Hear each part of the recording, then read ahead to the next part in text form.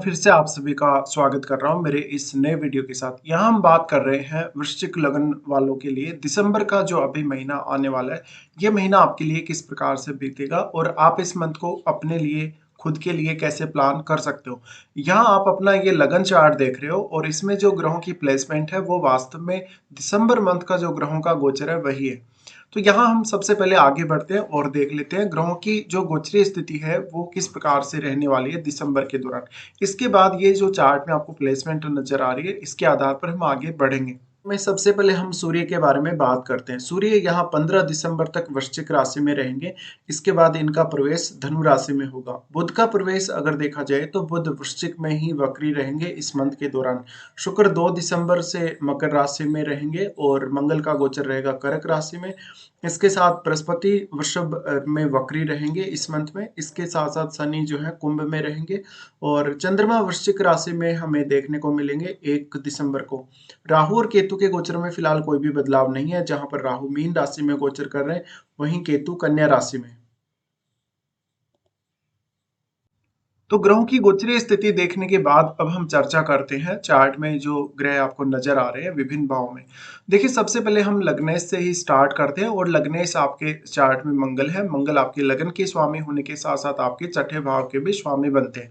अब मंगल इस मंथ में नीच की स्थिति में हो रहे हैं और नीच की स्थिति में होने की वजह से कहीं ना कहीं आपको काफी ज्यादा दुविधाओं का सामना करना पड़ेगा। हालांकि लगन में सिर्फ एक सूर्य ही ऐसा ग्रह है जो आपको थोड़ा सपोर्ट करके चल रहे हैं इस मंथ में।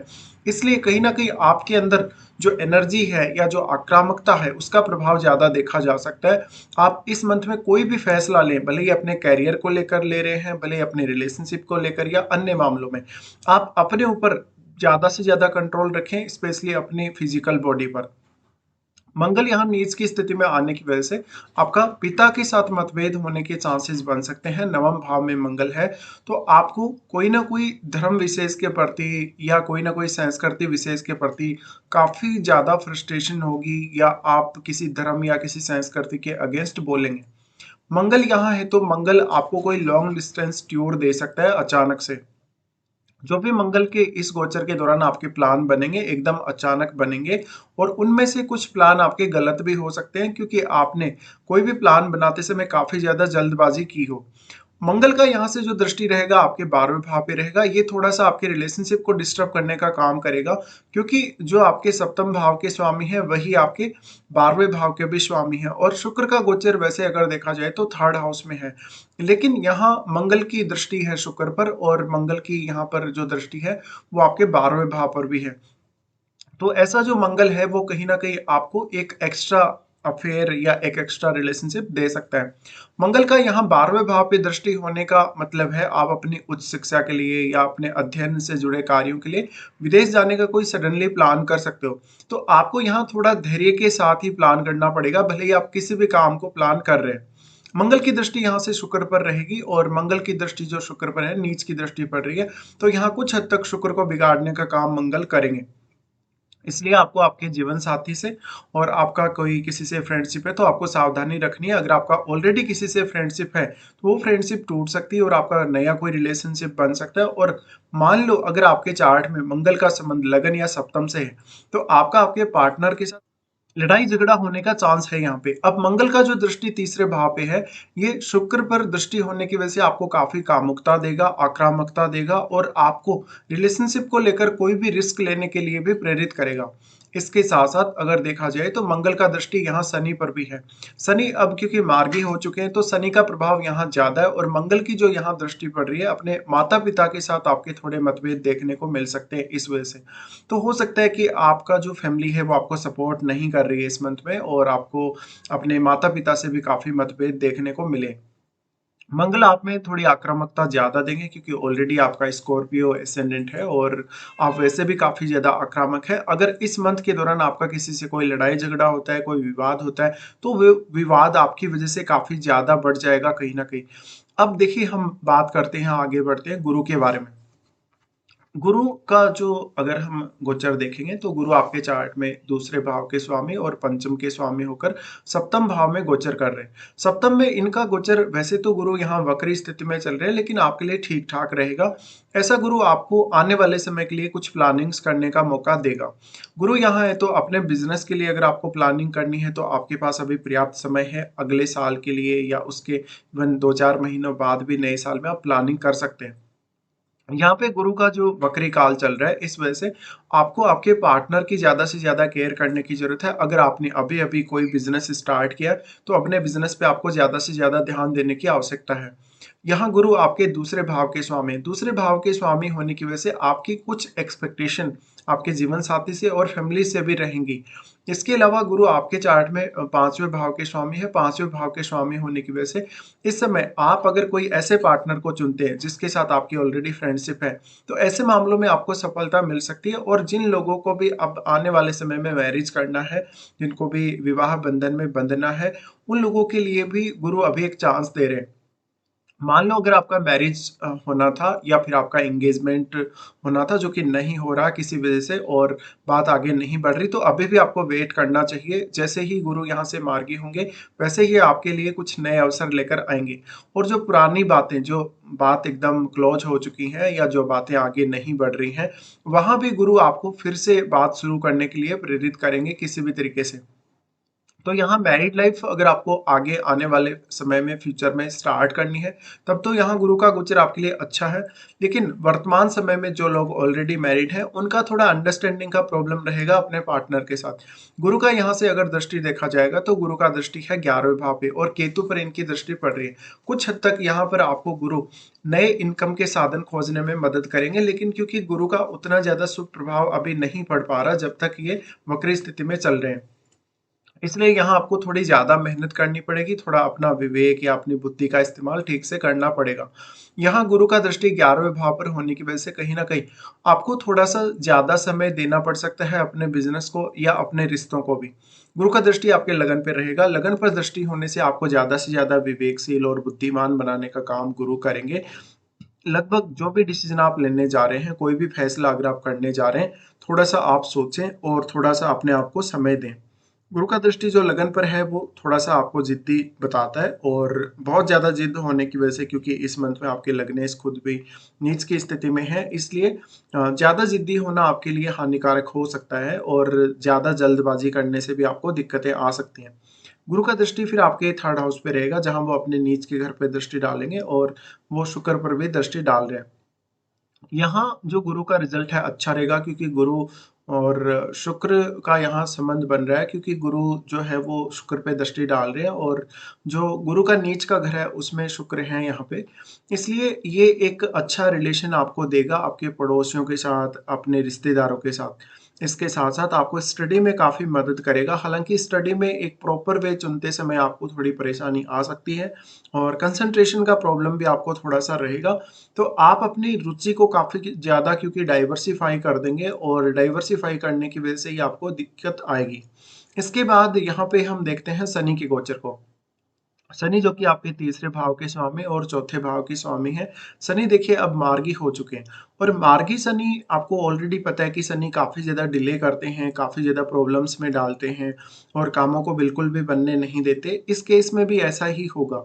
यहाँ पहले जब तक शनि वक्री थे तब तक बहुत अच्छा था, लेकिन अब क्योंकि शनि आपके चार्ट में तीसरे भाव के स्वामी हैं, आप आपके एफर्ट को बढ़ा देंगे।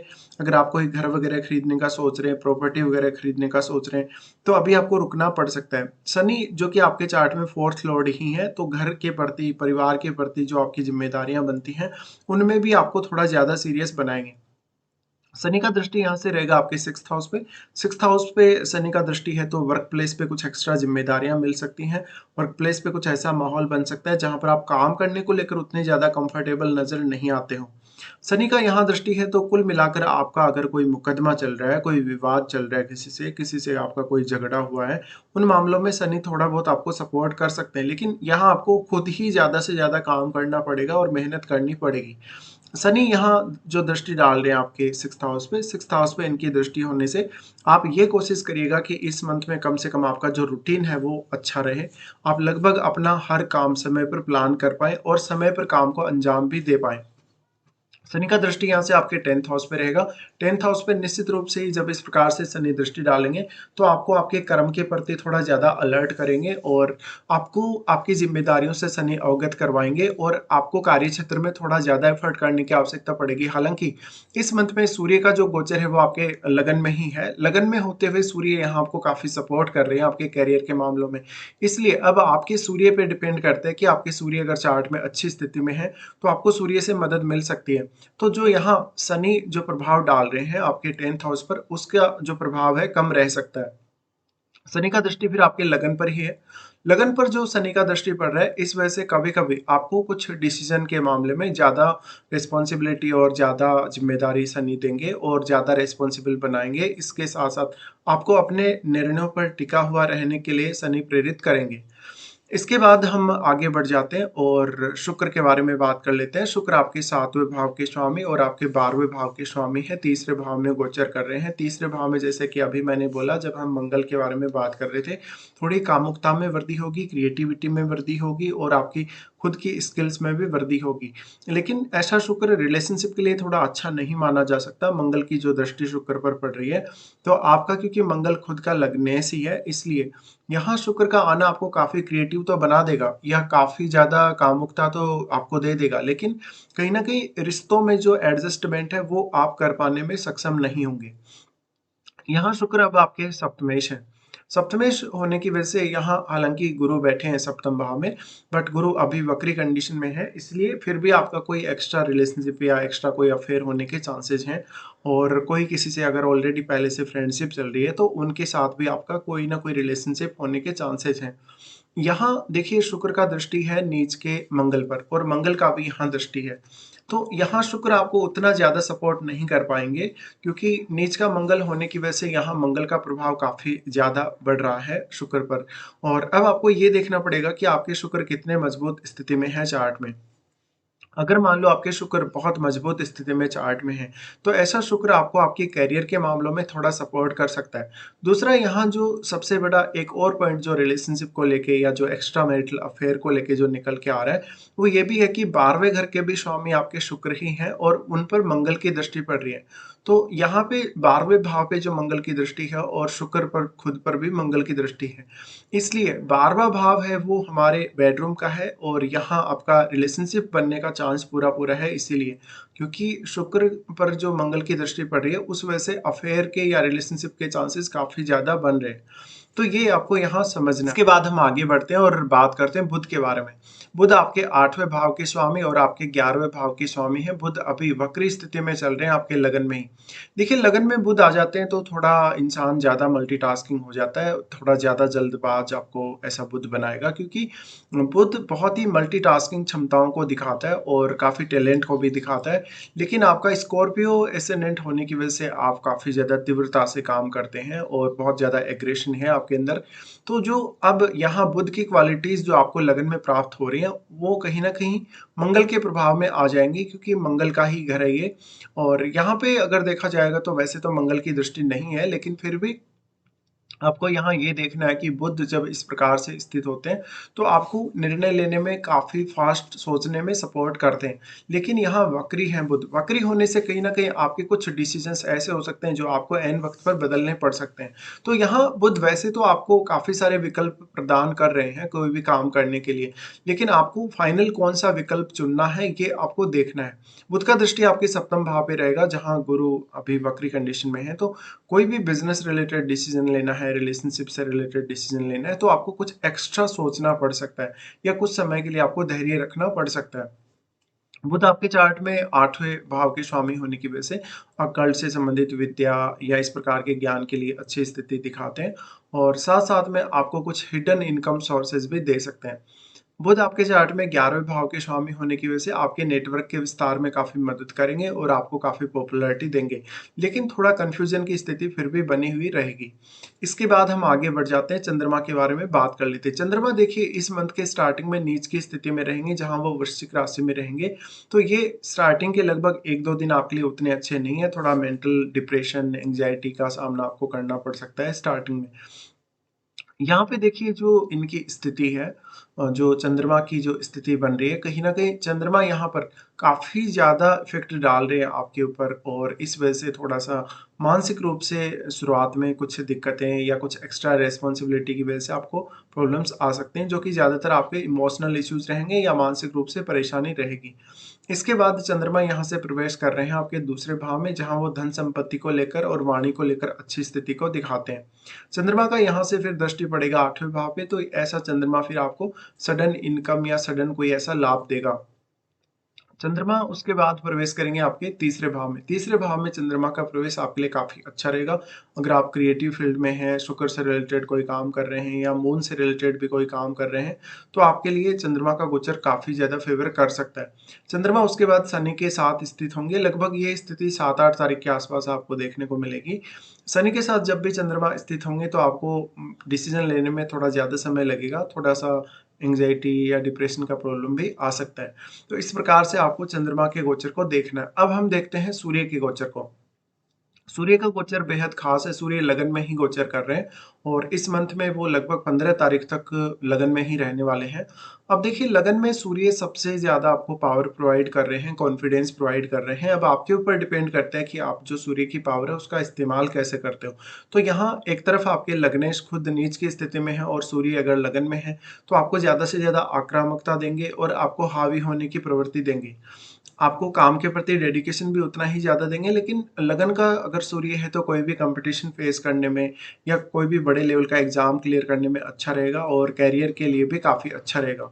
सूर्य यहाँ पर क्योंकि 10th लॉर्ड है, इसलिए सूर्य की अहमियत और भी ज़्यादा बढ़ जाती है कि आप अपने करियर से रिलेटेड क्या-क्या फैसले लेने जा रहे हो।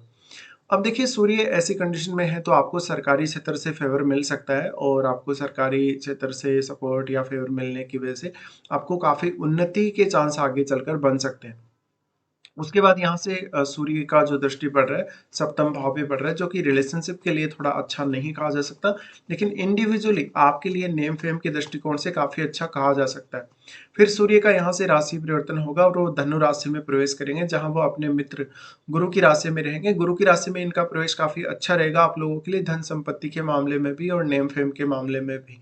यहाँ सूर्य आपके 8वें भाव पे दृष्टि डाल रहे हैं, यहाँ आपको सपोर्ट अवश्य करेंगे, आपको कुछ डीप खोजने, रिसर्च करने, स्टडी में काफ़ी ज़्यादा यहाँ सूर्य मदद कर सकते हैं। लेकिन वाणी का जो आपका प्रभाव रहेगा, ज़्यादा इफ़ेक्टिव रहेगा और आप अपनी वाणी या अपनी बात किसी और व्यक्ति पर थोपेंगे। तो यहाँ पे अब हम आगे बढ़ जाते हैं। राहु केतु के बारे में अभी कोई चर्चा नहीं कर रहे हैं, इनके बारे में पहले ऑलरेडी काफ़ी बार चर्चा हो चुकी है। अब ये देख लेते हैं कि कौन-कौन से अच्छे दिन हैं और कौन-कौन से खराब दिन हैं आप लोगों के लिए इस मंथ में। सबसे पहले अच्छे दिनों के बारे में देखेंगे। अच्छे दिनों में अगर बात की जाए तो 2 से 4 तारीख तक और फिर 6 तारीख तक का समय है आपके पास, जो काफ़ी अच्छा है। 13-14 फिर 17 से 21 और 29 से 31 तारीख तक बेहद अच्छा समय आप लोगों के लिए रहने वाला है।